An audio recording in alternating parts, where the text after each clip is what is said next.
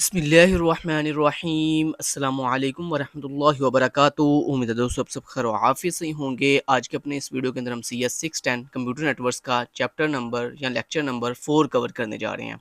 अब आप सोचेंगे हमने लेक्चर नंबर 3 क्यों नहीं कवर कर रहे। लेक्चर नंबर 3 में दोस्तों कुछ भी नहीं लिखा हुआ, बस ये लिखा हुआ है, सर बता रहे हैं कि जो चैप्टर नंबर यानी जो लेक्चर नंबर 4 है, जो 5 है और जो 6 है, सर कह रहे हैं ये जो तीनों लेक्चर्स है ना, ये तीनों लेक्चर्स में से ना तो आपकी कोई असाइनमेंट आएगी, ना कोई क्विज आएगा और ना ही जो है वो कोई मतलब इसमें से एग्जामिनेशंस का कोई पार्ट है, मतलब कोई मिड टर्म या फाइनल टर्म का पेपर आएगा।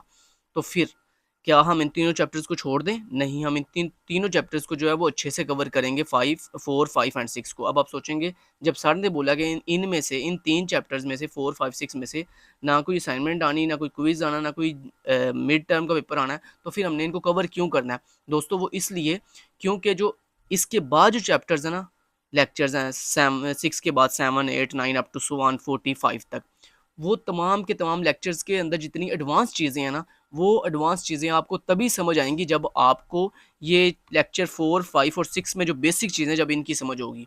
सो इसलिए हम जो है 4, 5, 6 को इसलिए पढ़ेंगे कि हमारी जो बेसिक्स हैं वो कवर हो जाएं और जो आने वाले आगे लेक्चर्स हैं उनकी एडवांस चीज़ें हमें पहले जो है बाद में अच्छे से समझ आ सकें। क्लियर? सो बाकी 4, 5, 6 में से आपका पेपर नहीं आना, बस आपने इनके कंसेप्ट क्लियर करने हैं ताकि आपके आने वाले लेक्चर जो है वो ईजिली समझ आ सकें। सो दोस्तों हम स्टार्ट करते हैं जी लेक्चर नंबर 4 को। सो लेक्चर नंबर 4 में आपने सिर्फ ये जो कंसेप्ट्स मैं आपको बताने लगा हूँ ना लेक्चर नंबर 4 में, आपने सिर्फ इनको कवर करना, अच्छे से समझना है, याद कुछ भी नहीं करना। ठीक है, चलिए तो यहाँ पे सबसे पहला कंसेप्ट है पैकेट। पैकेट क्या होता है दोस्तों? मैंने इससे पहले प्रीवियस लेक्चर में भी आपको बताया था। पैकेट बेसिकली ये होता है कि मान लो आपके पास एक फाइल है जिसके अंदर 10 MB का डाटा है। अब अगर आप उस फाइल में जो 10 MB का डाटा है, अगर उस 10 MB के डाटा को छोटे छोटे डाटा में डिवाइड कर दो, मान लो 10 MB था ना, तो 10 MB को आपने छोटे छोटे डाटा में डिवाइड कर दिया। जैसे आपने 2-2 MB की फाइल बना ली, 2-2 MB की फाइल बना ली, यानी एक बड़ी फाइल थी 10 MB की, आपने उसको छोटे छोटे पैकेट्स यानी छोटी छोटी फाइल्स में डिवाइड कर दिया, छोटे छोटे ब्लॉक्स में डिवाइड कर दिया, छोटे छोटे जंक्स में डिवाइड कर दिया। तो दिस इज अ पैकेट।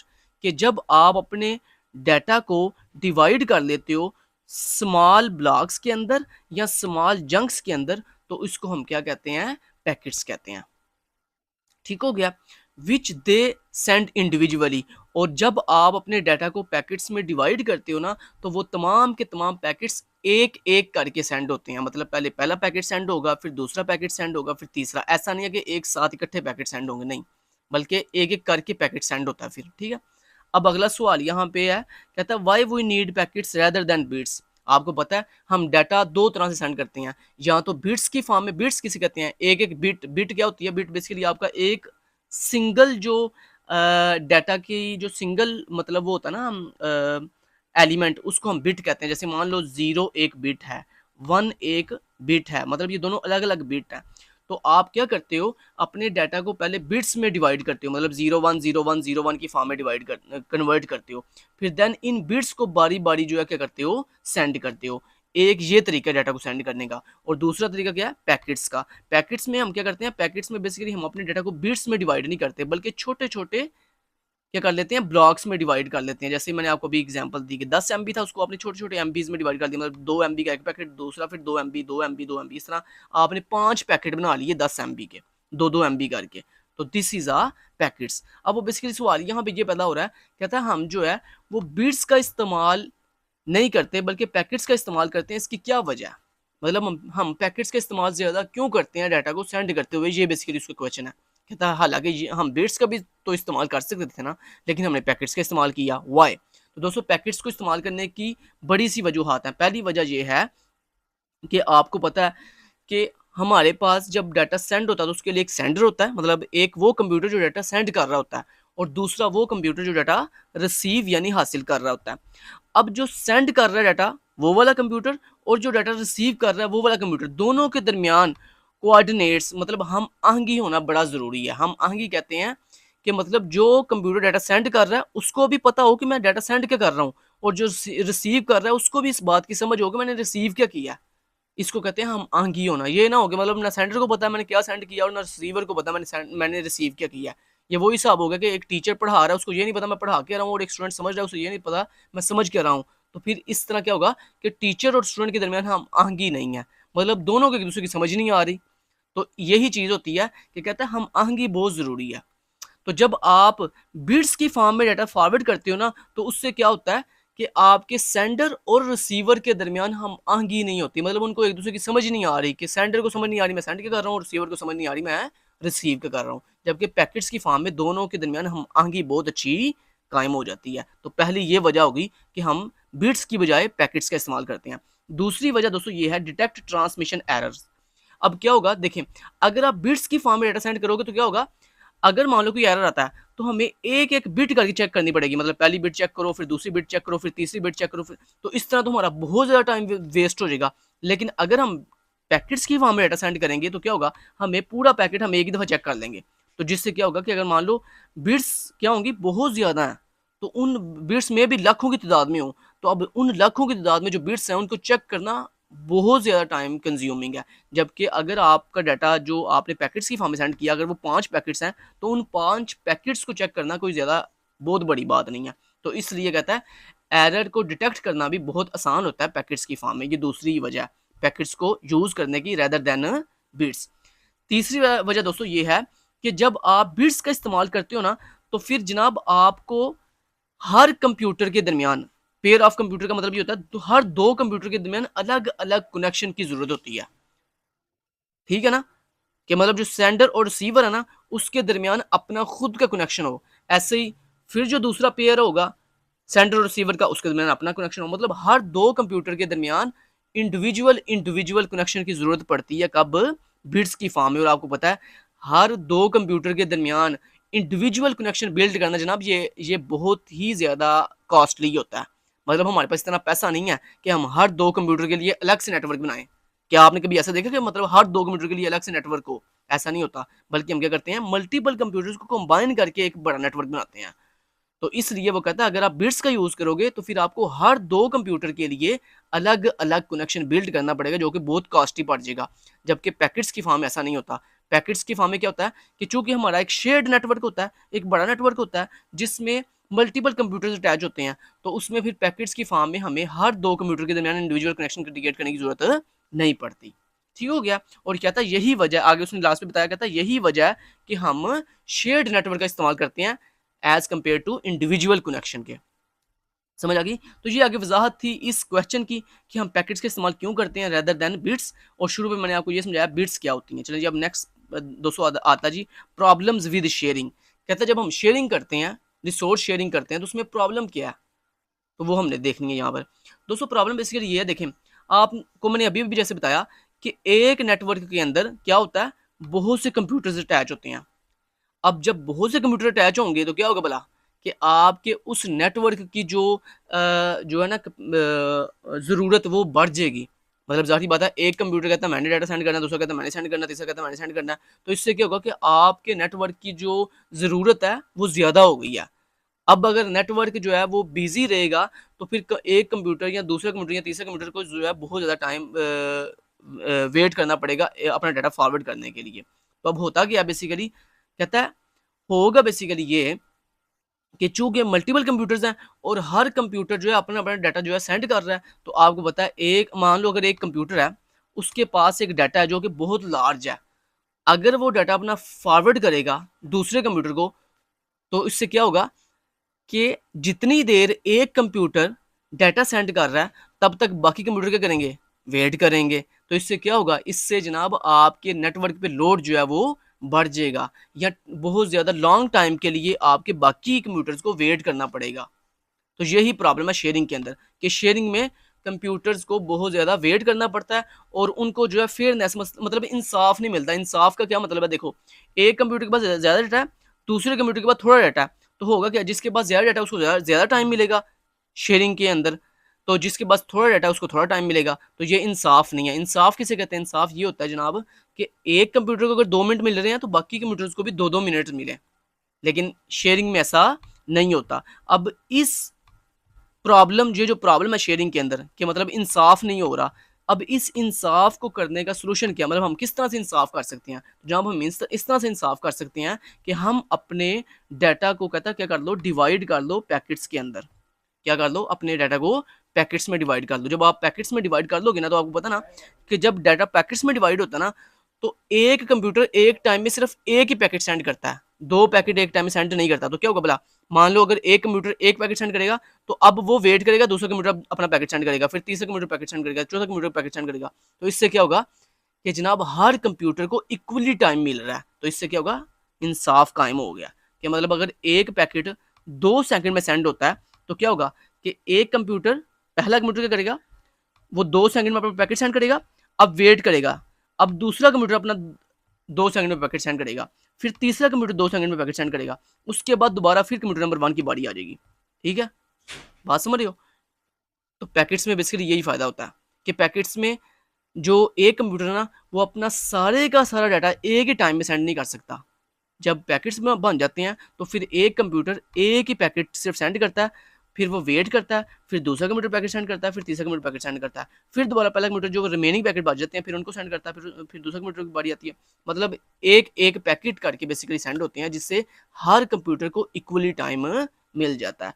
और पैकेट सेंड करने से एक और फायदा ये होता है, क्योंकि चूंकि पैकेट जल्दी सेंड हो जाता है और एक टाइम में आप एक से ज़्यादा पैकेट सेंड नहीं कर सकते, सो इसलिए क्या होता है कि दूसरे जो बाकी रिमेनिंग कंप्यूटर्स होते हैं, उनको ज़्यादा लॉन्ग टाइम के लिए वेट नहीं करना पड़ता। तो ये इससे हो गया फ़ायदा हमारा।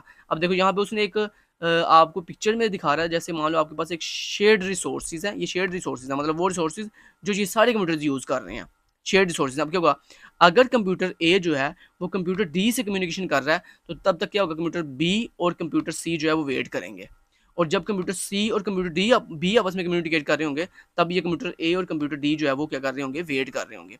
तो यही बेसिकली शेयर्ड रिसोर्सेज़ में फ़ायदा होता है। और इसमें चूँकि पैकेट्स की फॉर्म में शेयरिंग हो रही है, तो अब क्या होगा, हर किसी को इक्वली टाइम मिलेगा। यहाँ पे यही वो एग्जांपल में आगे बता रहा है। अब आगे उसने ना एग्जांपल आपको दिया है कि विदाउट पैकेट्स और विद पैकेट में क्या फ़र्क होता है। मतलब अगर आप डाटा जो है विदाउट पैकेट का क्या मतलब है, बिट्स की फॉर्म में, जैसे मैंने आपको अभी ऊपर बता गया हूँ ट्रेल के साथ को, बिट्स में क्या होता है और पैकेट्स में कैसे डिफरेंस। तो इस चीज़ को मैं यहाँ पे जाके समझाता हूँ। यहाँ पे हम MS पेंट पे सीखते हैं। ये देखो, विदाउट पैकेट का क्या मतलब है, विदाउट पैकेट का दोस्तों मतलब ये है कि आप बिट्स की फॉर्म में डाटा सेंड करोगे। मतलब अपने डाटा को पहले बिट्स में कन्वर्ट करोगे और उसके बाद उन बिट्स को जो है वो फॉरवर्ड करोगे नेटवर्क के ऊपर। जबकि पैकेट्स में क्या होता है कि हम अपने डाटा को छोटे-छोटे पैकेट्स में डिवाइड कर लेते हैं, फिर उन पैकेट्स को फॉरवर्ड करते हैं। और दूसरा इन दोनों में डिफरेंस क्या है कि जब आप अपने डाटा को बिट्स में कन्वर्ट करते हो ना, तो फिर क्या होता है, जब तक एक कंप्यूटर अपना पूरा डाटा, कंप्लीट डाटा सेंड ना कर दे, तब तक दूसरे कंप्यूटर की बारी नहीं आती। जबकि पैकेट्स में क्या होता है कि अगर एक कंप्यूटर के पास 5 पैकेट हैं, तो वो एक टाइम में सिर्फ एक ही पैकेट सेंड करता है, फिर उसके बाद दूसरा कंप्यूटर अपना पैकेट सेंड करता है, फिर तीसरा कंप्यूटर पैकेट सेंड करता है।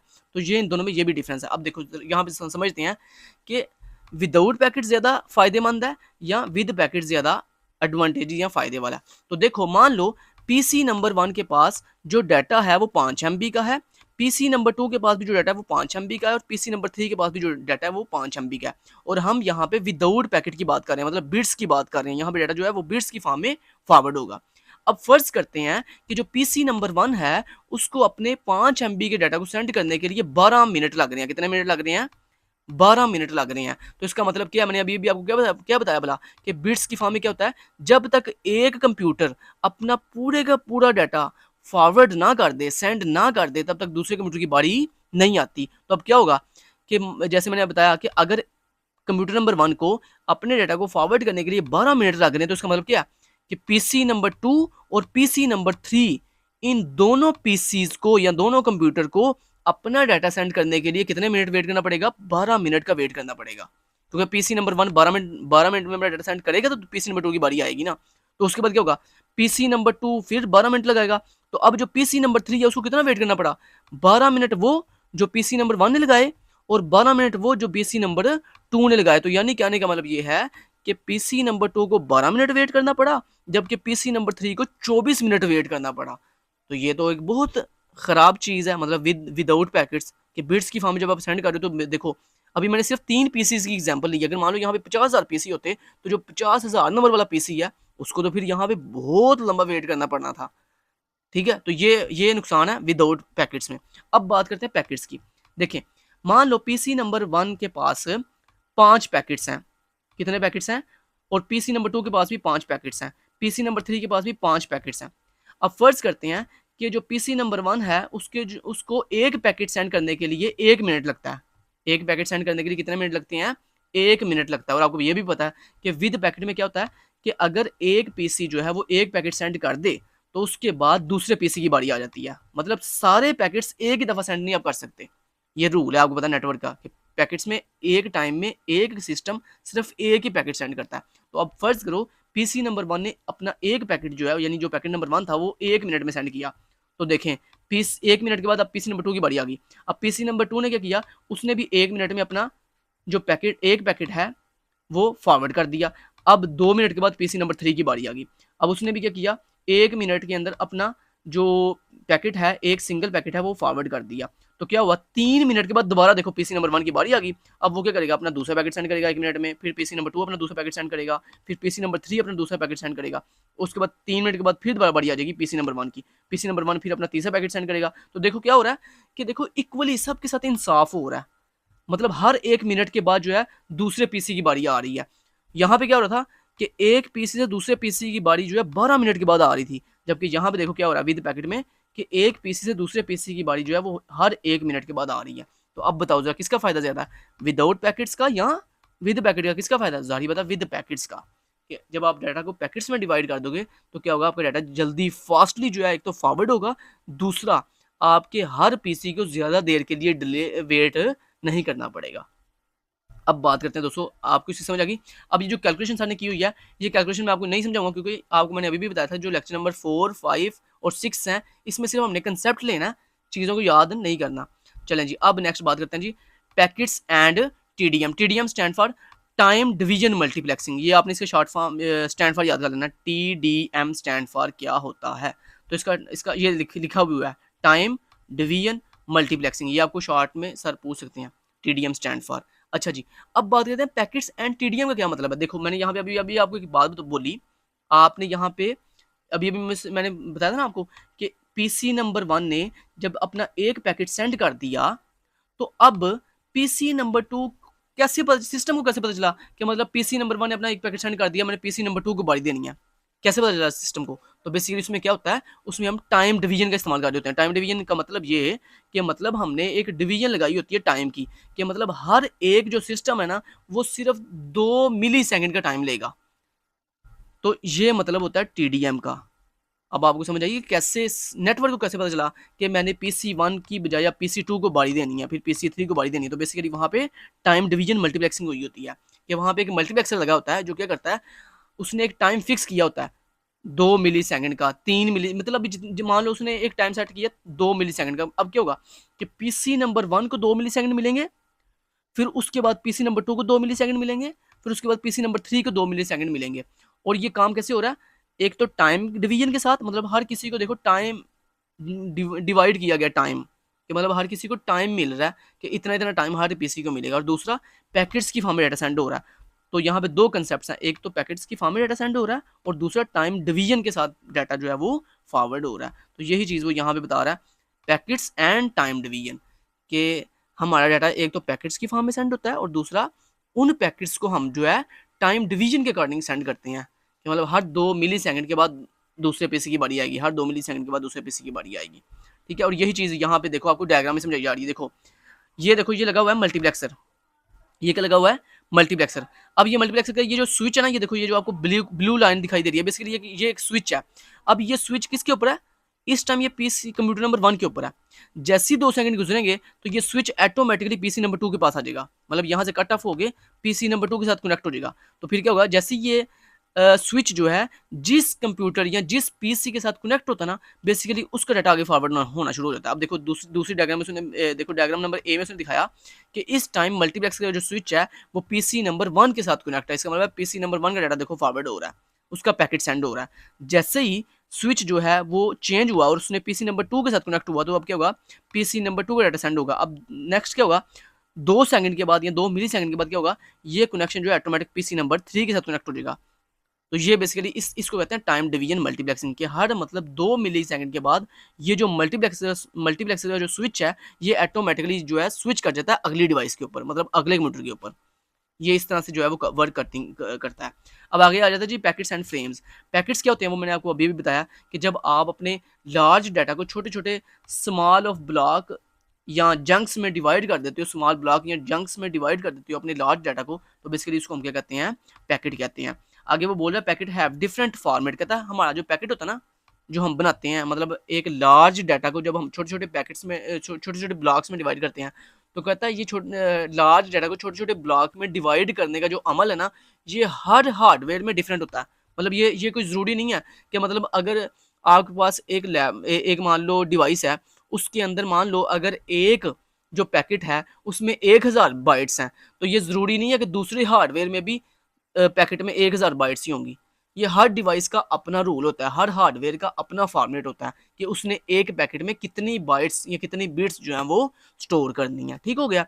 अब बात करते हैं फ्रेम की। फ्रेम क्या था दोस्तों, अभी अभी हमने क्या देखा कि हर हार्डवेयर में पैकेट का जो फॉर्मेट है वो क्या होता है, डिफरेंट होता है। तो दोस्तों फ्रेम किसे कहते हैं, फ्रेम कहते हैं उस पैकेट के फॉर्मेट को। वो जो आप डिवाइस के अंदर या हार्डवेयर के अंदर पैकेट का एक स्पेसिफिक फॉर्मेट यूज कर रहे हो ना, उस पैकेट के स्पेसिफिक फॉर्मेट को बेसिकली क्या कहते हैं, फ्रेम कहते हैं।